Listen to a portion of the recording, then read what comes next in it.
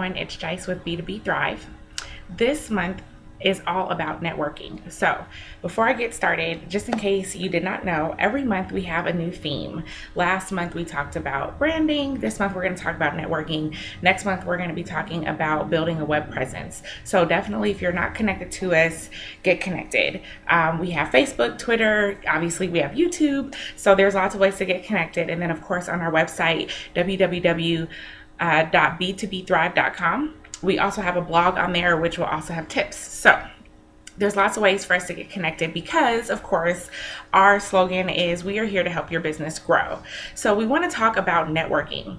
Networking is important and it's definitely a necessary entity in building your business. But for some, especially if you're more introverted or maybe you're very dedicated, especially if you're one of those tech geeks, a lot of times you just kind of want to stay in your bubble and networking draws you out of your comfort zone. And a lot of times, at least from what I've been talking to and listening to people, it feels like going to those like stuffy after hours networking, happy hour events or whatever can feel really disingenuous. Like you don't feel like you're really being yourself. It feels like you're just collecting cards and not really, taking them or going anywhere with them. So I want to shift our focus from that into how you can network effectively because it's really, really important. So let's just give a few numbers on how important is important. 70% of jobs come from personal connections.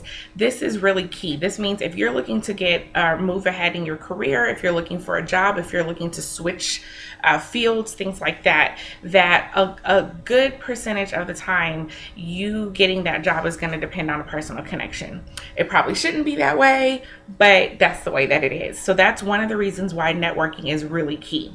Also, 59% of people do meet in remote type of meetings, but 84% of people actually prefer to meet in person. So again, this is kind of where that networking, that, person-to-person connection comes into play. And a lot of times as we are getting into more technology, more ways for us to converse via a computer or through some sort of a screen, we feel like that's kind of the direction that things are going. And a lot of times it is because it's becoming a global economy. And therefore, let me not say it is a global economy. And therefore, a lot of times we're making connections that are not necessarily local, but we are still finding that people prefer to meet in person. So that's very important. Also, as much as we think that we shouldn't be superficial, 72% of people are influenced by your looks and your handshake. So having that like confident, firm handshake is really important. And also the way that you appear, your appearance being put together, things like that matter. And so those are really important things when it comes to networking as well, is just kind of knowing that first or those initial interactions, they actually matter a lot to us. 72% of people are influenced by those. Also, 85% of people say that in-person meetings build stronger and more meaningful relationships. So this means that if your primary connection with someone is virtual, then they don't feel like they really know you and have a good, strong connection with you. But having that in-person meeting or knowing someone in person and building that relationship in person is really key to them feeling like that the relationship is meaningful, that the relationship is substantive, and therefore when it comes time for them to refer you somewhere or get work for you or from you, that they feel like that connection is really in place.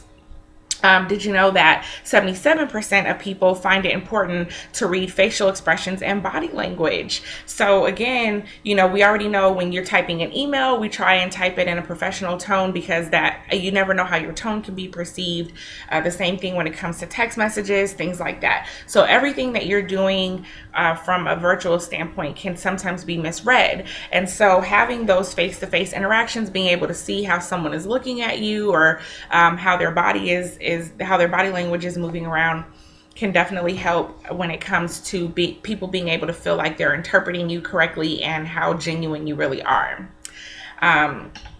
So I say all that to say is that there's a large investment, or a large return on your investment rather, to meet someone face to face. So there is it's really important to do a lot of networking. 95% of face to face is imperative for long-term business relationships. So that means that when you're talking about negotiating contracts, when you're talking about negotiating for people and roles and things like that, when you're interviewing for staff, when you want to get an understanding of your customers, then 95% of that people feel is imperative to have that face-to-face interaction.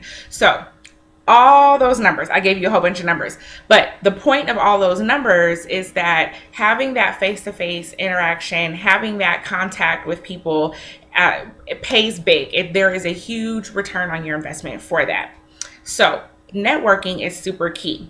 Now, I took some time to talk to one of my friends who seems to know everybody. When I say everybody, I mean everybody in different states, different cities. I promise you, he even knows people on Mimi's. Who does that? So you probably know him. His name is Eddie Cohen.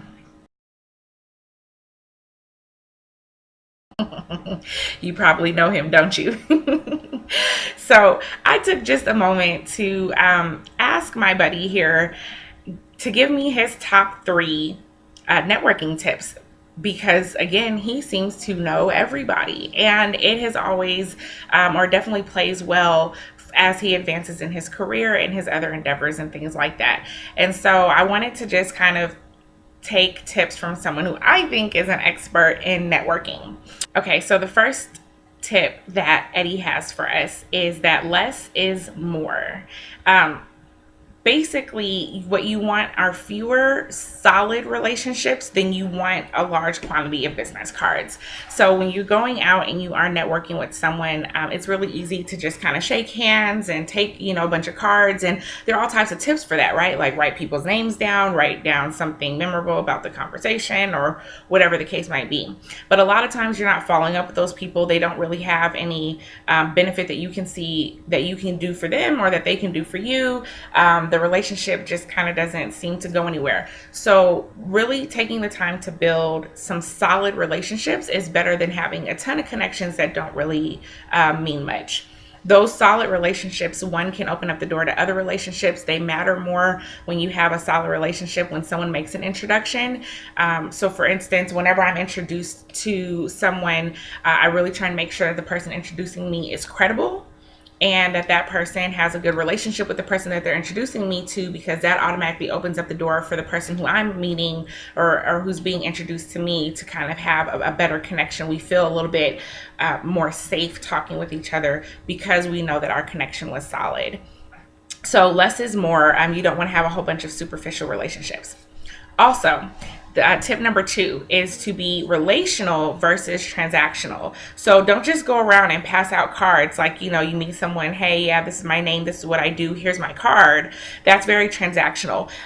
You can't really get people to work with you if you're not interested in helping them as well. So getting to know what they do and how you can be of help to them, as well as what, also conveying to them what you do, and kind of learning ways that they can help you. So you always have to be thinking like that win-win situation. If it's not a win-win situation, then that network probably won't be very beneficial in the long run.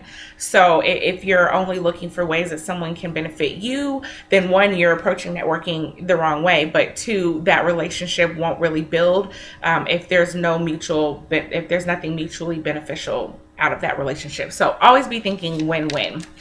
So be relational, not transactional.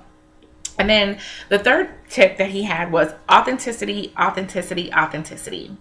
And basically what this means is really work on developing a deeper relationship. That means that you're not just going to meet someone today and stick their card away or, send them a Facebook request. Sit down and invite them to have a coffee meeting, build on the conversation that you had.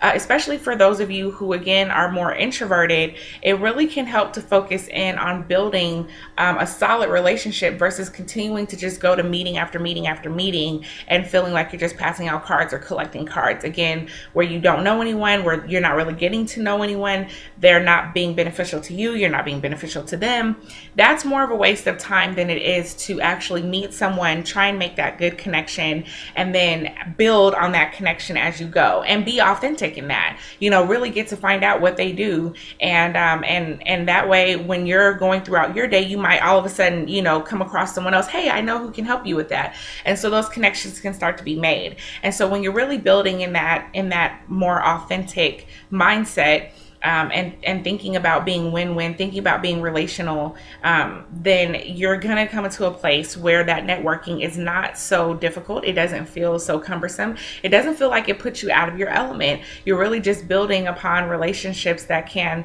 help you grow in your business, and at some point you can help someone else grow in their business, and that really builds community. And so I wanted to leave you with those. I'll give you a bonus tip that he threw in. He had also advised that finding sponsors is better than finding mentors. We do believe in mentorship, but a lot of times we are looking for mentorship, which can still kind of feel one way, like someone is pouring into and feeding into you, but it doesn't really go the other way. When you find a sponsor, that's really a great situation, because that person is willing to put resources behind you, and that means that they believe in what you're doing. That means that they like what you're doing, and so finding that sponsorship type of relationship as well, in addition to mentorship, is really beneficial. So those are those tips that come from Mr. Eddie Cohen. And so we'll thank him for that. And if you have networking tips, and I encourage you to drop them in the comments below. We can always learn from each other. If there's things that you've been doing that have really proven to be helpful, please do drop them. And then again, don't forget that all this month we'll be talking about networking. And next month we'll be talking about building your web presence. So stay connected. Again, b2bthrive.com. We also have Facebook, Twitter, we have LinkedIn, and we have YouTube. And then, of course, we have our blog, which also has networking tips on it for this month. So I hope that you find this helpful. If you do, please do share it with another entrepreneur. And we hope that these tips help you build your network.